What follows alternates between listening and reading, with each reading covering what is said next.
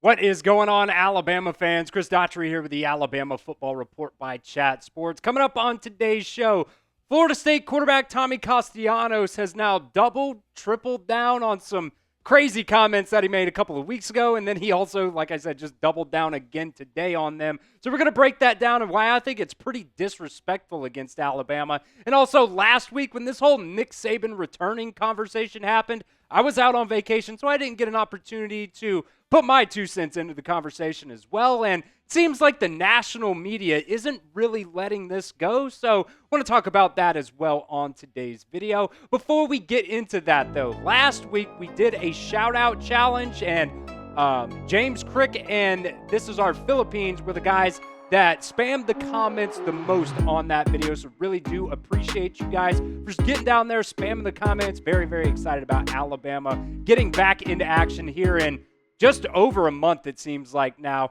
So I want to make sure you guys are subscribed right here to the Alabama Football Report. We're going to have live watch parties for every single Alabama football game, and we're going to be doing other things. We're going to be also giving away a Ryan Williams jersey this year as well. So it's going to be a whole lot of fun, so do not miss out. Make sure you guys are subscribed right here to the Alabama Football Report, and we'll continue to update you guys on all things Alabama football related.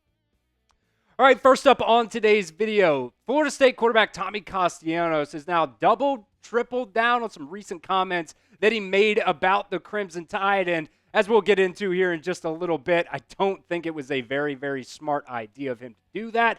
This is what he actually said a couple of months ago. He said, "I'm excited, man. People, I don't know if they know, but if you go back and you watch every first game that I've played in, we've always started out fast. I've dreamed of moments like this. I've dreamed of playing against Alabama. They don't have Nick Saban to save them. I don't see them stopping me." And then there was a kind of a viral video-ish about, Isaiah Horton, Tommy Castellanos, and some other guys all going out. They were working out together and stuff like that. And Tommy Castellanos was like, "Oh, you play for Alabama. Y'all boys are going to see. Them boys are coming off a 2-10 season. I had to install some confidence in them." And Isaiah Horton didn't really say anything back, which I'm totally fine with. I don't want my players really talking crap before they go and play another team. There were some people upset that he didn't stand on business and, talk crap back to him, but that is what it is. But then today, Tommy Castellanos was asked about those comments and if that was a bad idea before this Alabama game, and he said, "We stand on what I said. I said what I said. We stand on that. I don't mean no disrespect to those guys at Alabama or anything like that. I have confidence in my guys, and the work that we've put in, the preparation that we've been putting together, that's all it was. No disrespect to those guys, but we stand on what I said." Now, it was kind of funny. He kept saying, "I stand on what I said," and then he'd go back and kind of change it to "we," but it is what it is. We'll talk about my take on that here in just a second. But I want to hear from you guys down at the pinned comment of today's video. Predict the score to Alabama versus Florida State, first game of the season, only 38 days away. Is it going to be a blowout? Is it going to be close? Does Florida State win the game? Let me know what you guys think down at the pinned comment of today's video.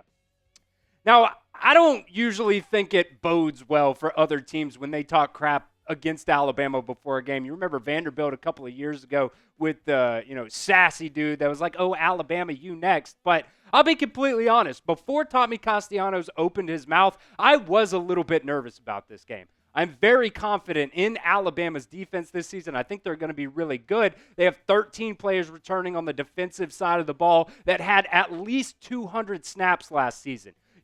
Look at the experience that Alabama has on defense. They've got guys like Damani Jackson, Deontay Lawson, Justin Jefferson. Nikhai Hill-Green has played a ton of college football as well. Tim Keenan, the list goes on and on and on. There's a ton of experience on this Alabama defense, but you are also facing kind of a semi-dual threat quarterback in a Gus Malzahn offense. I get that this is a new coaching staff with a different defensive scheme, but Gus Malzahn has had success against Alabama in his career. You look at quarterbacks like Diego Pavia, Jackson Arnold, what they did to Alabama last season.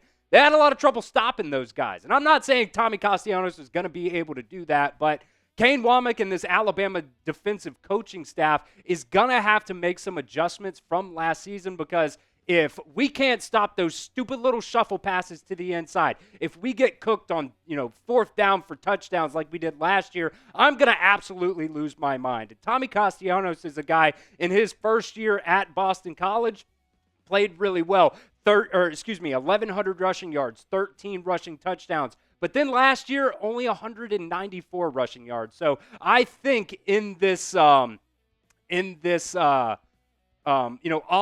of Gus Malzahn, I think it's going to be a whole lot different. I think it's going to be a throwback to some of those, Auburn offenses that you had a couple of seasons ago with Gus Malzahn. That was really, really difficult for Alabama to end up stopping. So I'm not going to say that Tommy Castellanos is a bad quarterback at all. I do think he is pretty decent and does make me a little bit nervous, but when you go out there and you talk crap about Alabama, that's not a very, very good plan of success, if you ask me.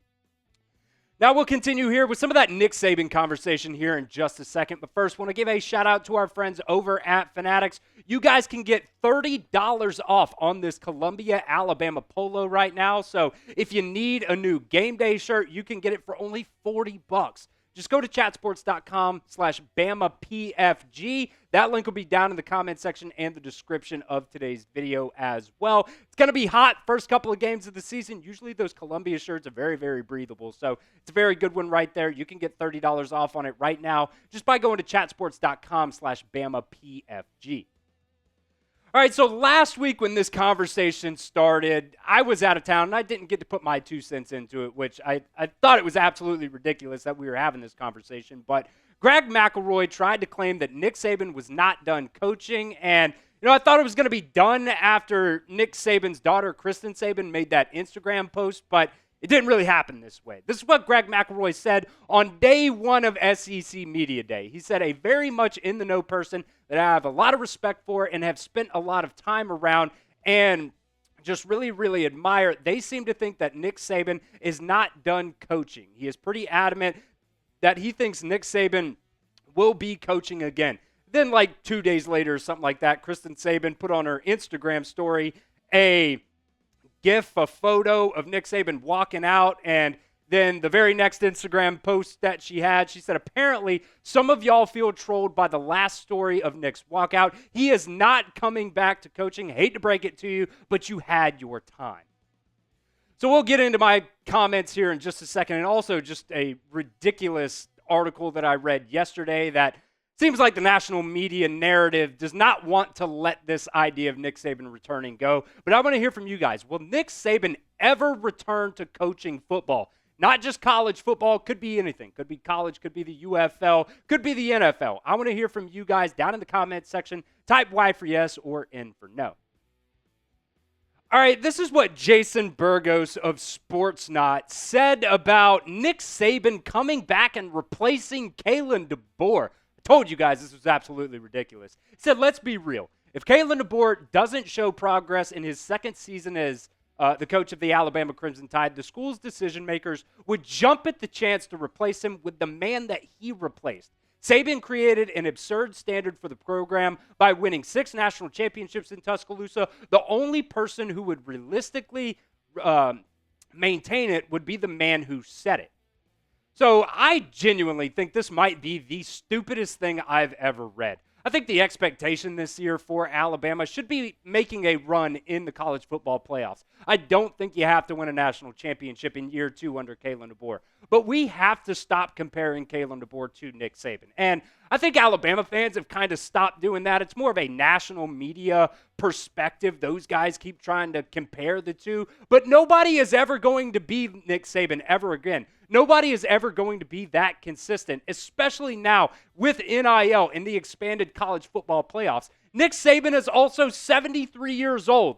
He is not going to be dealing with the hassle of coming back, dealing with NIL and all the other things right now in college football. And I would also be extremely surprised if he also went off to the NFL. Now, just for fun, one thing that I did think was very interesting, our guy here, Jackson Durham, he actually put a short out on the channel when this news broke because I was actually on the beach when that happened. I do kind of like the idea of Nick Saban coming back and coaching, But in the UFL, I think that would be something that he would actually enjoy. It's a 10-week schedule. There's absolutely no pressure if you win or lose. And Nick Saban can actually do the one thing that he actually loves about college football, or about football in general, just develop players, not have to worry about the drama or the hassle with dealing with NIL, dealing with recruiting, trying to build those relationships, because now, a lot of the times relationships are based on NIL, and that's not something that Nick Saban liked dealing with. Contract disputes in the NFL. Some of these guys, they're wanting to get paid, and they kind of have these, prima donna type attitudes. But, if we're being honest, I think this whole conversation really did start. It was day one of SEC Media Day, and the national media just needed a talking point. I don't think it ever really was a real thing, and I thought when Kristen Sabin came out and said, look, this is absolute BS, this isn't going to happen, I thought that was going to just kill the entire narrative. But this article was written yesterday, so we wanted to talk about it as well. And I genuinely do think just the idea of Nick Saban returning to college football is ridiculous. I think the only thing that he would genuinely consider is maybe coaching something like the UFL.